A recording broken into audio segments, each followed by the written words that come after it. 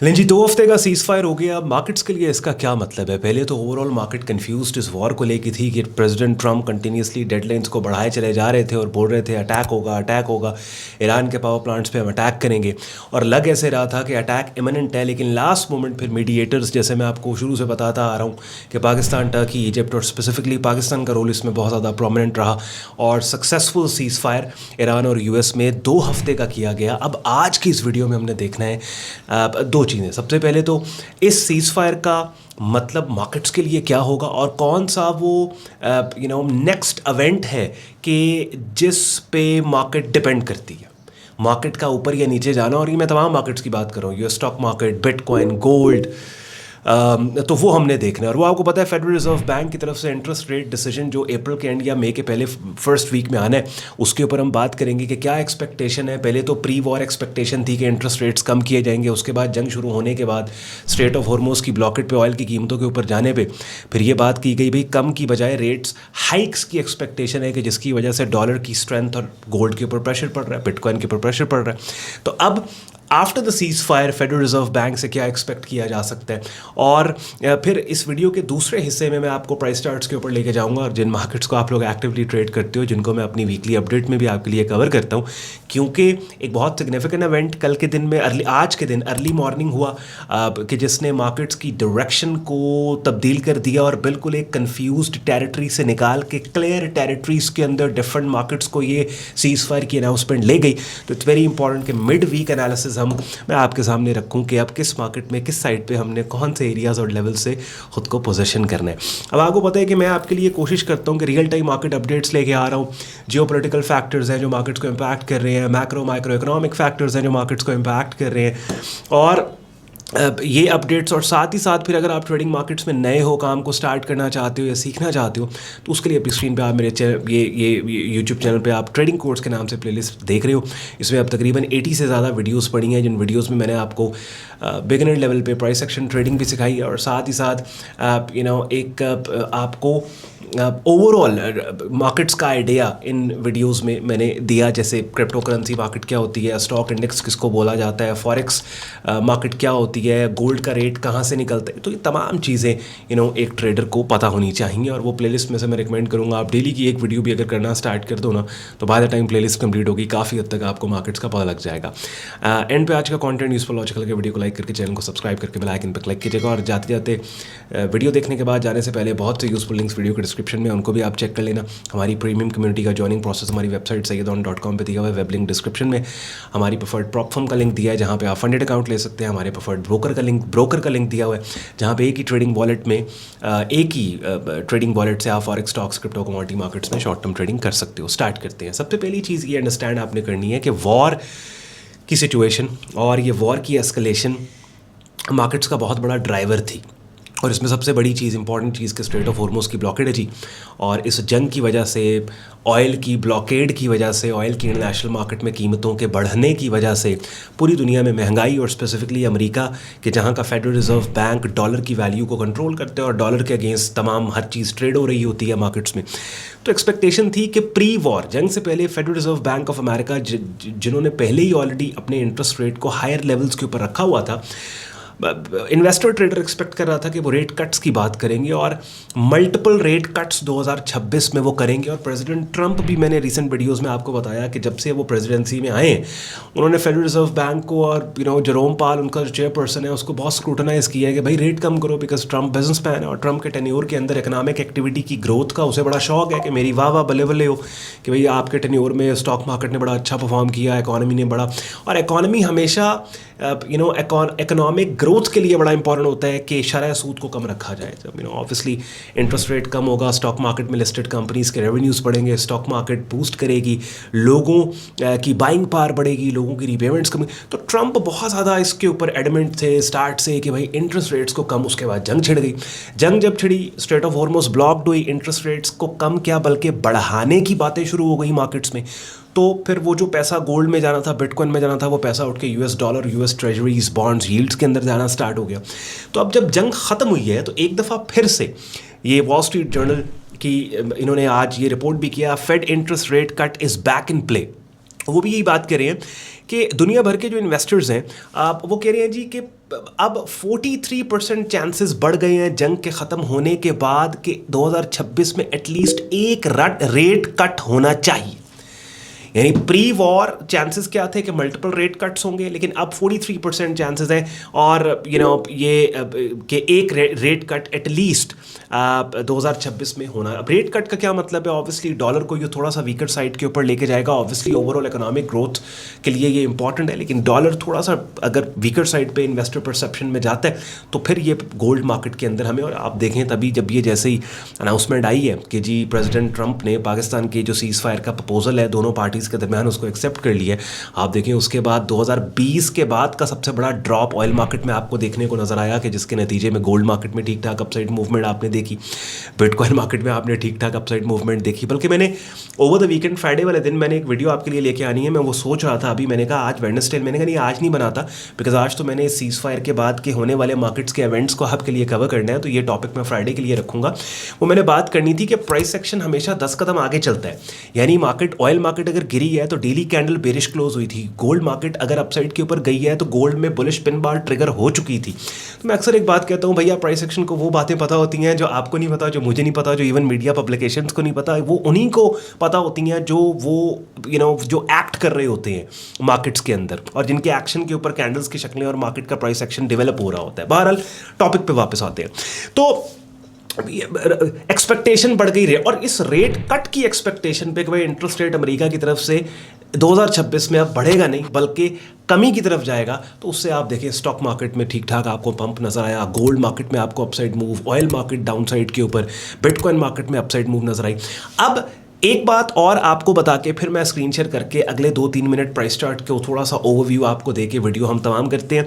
एक चीज़, दो चीज़ें आपने दो चीज़ों पे नज़र रखनी। एक तो 10 अप्रैल को CPI डेटा, इन्फ्लेशन डेटा आ रहा है। अब याद रखें लास्ट वीक अमेरिका की तरफ से, अमेरिका की लेबर मार्केट से जो रिपोर्ट आई है वो ऑलरेडी बहुत अच्छी आई है। ऑल दो ट्रेडर और इन्वेस्टर उसको ठीक नहीं समझ रहे, वो कह रहे हैं प्री वॉर रिपोर्ट थी, जंग के हालात में अगले महीने के NFP डेटा को देख के प्रॉपरली पता लगेगा कि अमेरिका के लेबर मार्केट के हालात क्या हैं।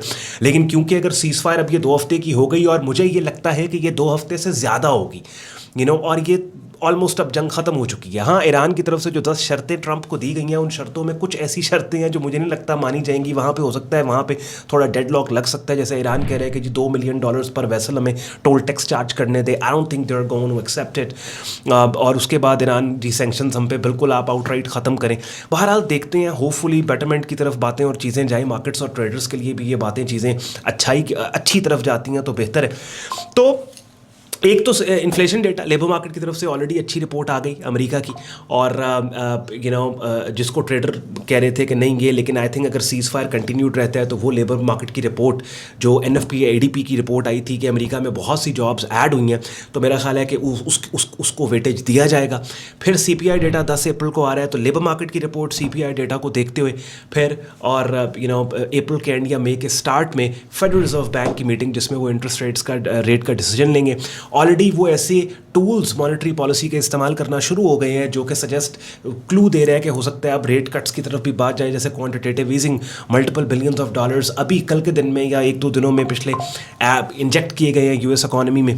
तो बहरहाल इन सारी चीज़ों को समराइज़ अगर मैं आपके सामने करूं तो federal reserve bank of America का इंटरेस्ट रेट का डिसीजन जो कि अप्रैल एंड या मई के स्टार्ट में आने वाला है, वो अब एक नेक्स्ट बहुत बड़ा ड्राइवर है मार्केट्स को लेके। अपनी स्क्रीन पे आप लोग गोल्ड मार्केट का प्राइस चार्ट देख रहे हैं, और प्राइस सेक्शन के ऊपर अगर मैं जाऊं तो ऑब्वियसली मार्केट में डेली चार्ट में बहुत अरसे के बाद ऐसा स्ट्रक्चर बना, मैं आपको मल्टीपल वीडियोस में बता चुका, जो पिछले जहां पे ये वाला लो पिछले लो से नीचे निकल गया, ये वाला हाई पिछले हाई से नीचे निकल गया और मार्केट यहां पे आती है और इस पूरी स्विंग के 50% रिट्रेसमेंट एरिया आपको टेस्ट करने के बाद इसका ब्रेकआउट कल की आज मॉर्निंग की न्यूज़ में मार्केट ने दिया इस रेजिस्टेंस जोन का।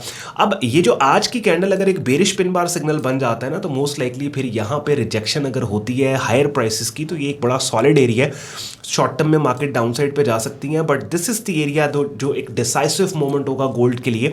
अगर मार्केट अपसाइड के ऊपर निकल जाती है ये 4844 से, तो फिर एक नई क्लियर टेरिटरी के अंदर मार्केट चली जाएगी गोल्ड के, जहां पे फिर मजीद हम बुलिश साइड पे खुद को पोजीशन करेंगे। और यहां से अगर सेल ऑफ मार्केट का स्टार्ट होता है तो ये खतरे की घंटी है। दैट मीन्स के पर्दे के पीछे कुछ चल रहा है कि जिसका हमें नहीं पता। हो सकता है ये फेडरल रिजर्व बैंक से रिलेटेड कोई बात या वॉर से रिलेटेड कोई बात, लेकिन आने वाले दिनों में हमें क्लैरिटी इसके ऊपर मिल जाएगी। और फिर 4 आवरली और आवरली चार्ट टाइम फ्रेम पे मज़ीद जब आप जाते हैं ना, तो आपको मज़ीद थोड़ा सा क्लियर प्राइस आपको आप मतलब हाई फ्रीक्वेंसी अगर आप ट्रेड करते हैं तो 4 आवरली या आवरली के ऊपर फिर आपको ज़रा ज़्यादा फ्रीक्वेंसी में सेटअप सिग्नल्स मिलना स्टार्ट हो जाते हैं। अब 4 आवरली चार्ट टाइम फ्रेम अगर आप देखें तो ये जो रेड लाइन मैं आप लगा रहा हूँ, इस रेड लाइन के ऊपर का जो ब्रेकआउट मार्केट ने दिया था, इसी ब्रेकआउट एरिया में अब देखें मार्केट वापस नीचे आ गई है और ये ब्रेकआउट मार्केट इसको एक तरह का डिसेप्टिव मूव बना के डाउन साइड पे आ रही है। And I would want if I am going to buy into this gold market, I would want to see price वापस 4800 से ऊपर जाके यहाँ कंसोलिडेट करके this will be the area I will be buying, या फिर डीपर पुल बैक के बाद this will be the area. और यहाँ पे ये जो एक स्विंग पॉइंट्स हैं रेलिवेंट लेवल्स और एरियाज़ के ऊपर। तो कहने का मकसद है ऑब्वियसली एक तो बिल्कुल it's not black and white in the market, at time जैसे हमने वॉर को डिस्कस किया, इंटरेस्ट रेट्स को डिस्कस किया, स्पेकुलेटिव मनी गोल्ड मार्केट में है, स्टॉप हंटिंग इवेंट है, बैंक्स हैं, इंस्टीट्यूशंस हैं। तो जब आपने बहुत छोटी सी ट्रेड मार्केट से निकालनी होती है, इवन आपको geopolitical factors, micro economic factors का पता भी है, फिर भी आपको प्राइस चार्ट की टेक्निकलिटीज़ को अंडरस्टैंड करके वहाँ पे मार्केट में काम करना है। What am I gonna do, I am gonna stay on the side lines and I am gonna wait daily chart time frame पे, बिकॉज ये टाइम्स वो हैं कि जहाँ पे सबसे ज़्यादा इस टाइम जो वेटेज देना चाहिए एक ट्रेडर को वो डेली चार्ट को देना चाहिए। एंड आई वांट टू सी कि ये जो मल्टीपल इनसाइड बार पैटर्न का ब्रेकआउट हुआ था, ये कंफर्म ब्रेकआउट है या फॉल्स ब्रेक है। आई वांट टू सी कि ये डेली कैंडल वापस नीचे as a bearish pin bar close होती है या फिर ये अपसाइड पे। ऑयल मार्केट के अंदर आप देखो, ऑयल मार्केट में डेफिनेटली डाउन साइड मूवमेंट है, but I want to see market breaking down below these support levels जो $85 के पास है। हाँ, ये वाला स्विंग पॉइंट मार्केट अगर ब्रेक करती है, yes I am bearish in oil market for the time being. अब I need to wait and see market यहीं पे कंसोलिडेट इस लेवल के ऊपर करके, तो some kind of confused price action maybe I will see. हाँ, ये लेवल डाउन साइड पे ब्रेक होता है, the next area could be this territory around 70s की रेंज के अंदर। But we have to see obviously ये जो सीज फायर की फ्राइडे वाले दिन मीटिंग हो रही है, दोनों कंट्रीज़ के डेलीगेशंस बताया जा रहा है कि जी इस्लामाबाद जाएंगे, वहाँ पे बातचीत होगी। तो सीज़ फायर की जो डेवलपमेंट की खबरें हैं उनके ऊपर भी फिर बाद में मार्केट मूव करेगी ना, कि भाई सीज़ फायर में पेशरफ्त हुई है, कोई पॉजिटिव बात हुई है दोनों साइड से। बिटकॉइन मार्केट के अंदर वही सिनारियो है, डेली चार्ट टाइम फ्रेम पे बिटकॉइन मार्केट रेंज पाउंड है जब तक अच्छा, अब आप पूछेंगे ऑन भाई वॉर तो चले सीज़ फायर हो गया, आप बिटकॉइन मार्केट पर बुलिश कब हो गए? I be bullish on Bitcoin market जब मार्केट इसको अपसाइड पे ब्रेक, ये रेंज अपसाइड पे बुलिश ब्रेकआउट होगा, then I'll be bullish on Bitcoin market. जब तक ये नहीं होता I am bearish on Bitcoin market. ठीक है, वही वाली बात है, प्राइस एक्शन को ज़्यादा पता है हमसे।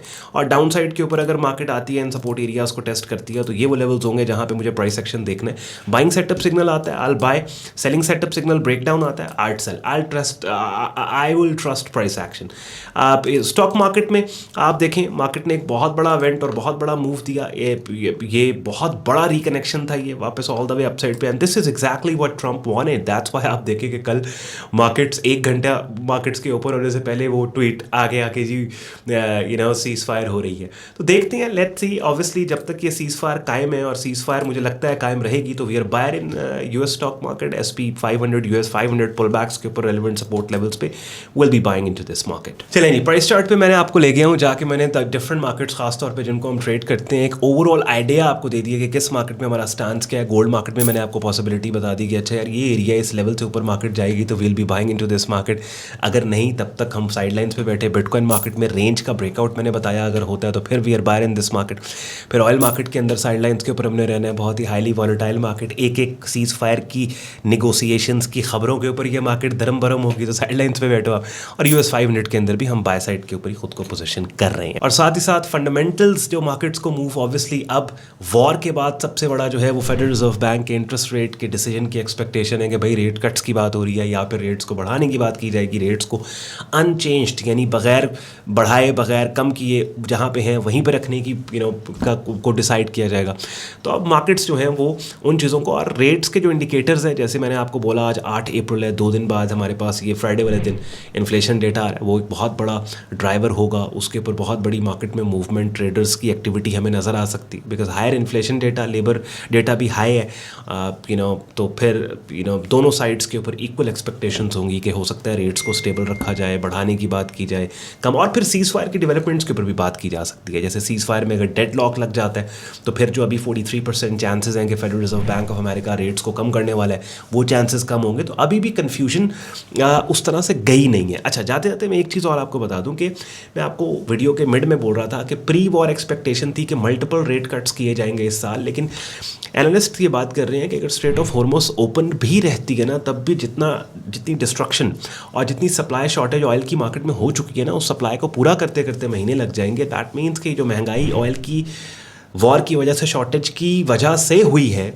ये महंगाई फ़ौरन नहीं जाने वाली जंग की न्यूज़ के ऊपर, ये फिर आहिस्ता आहिस्ता होगी। दैट मीन्स कि अगर इंटरेस्ट रेट कट भी होता है तो ये 2026 के अंदर वो एक्सपेक्ट कर रहे हैं कि ये दिसंबर तक एक ही रेट कट होगा। कमेंट सेक्शन में अपना फीडबैक आपने देना है। आज की एनालिसिस वीडियो आपको कैसे लगी, एक ओवर व्यू, आपको एक डिटेल्ड इनसाइट मिल गई है कि क्या वो ड्राइवर्स हैं जो मार्केट्स को इस टाइम पे मूव कर रहे हैं, कौन सी चीज़ें हैं जिनके ऊपर आपने नज़र रखनी है, और ख़ास तौर पे जो मेन स्ट्रीम मार्केट्स हैं जिनमें आप लोग एक्टिवली काम कर रहे हो, उनका एक डिटेल्ड ओवरव्यू भी मैंने आपके सामने प्रेजेंट कर दिया। ख्याल रखिए अपना, शुक्रगुजार हो आपने वक्त निकाला वीडियो देखने के लिए।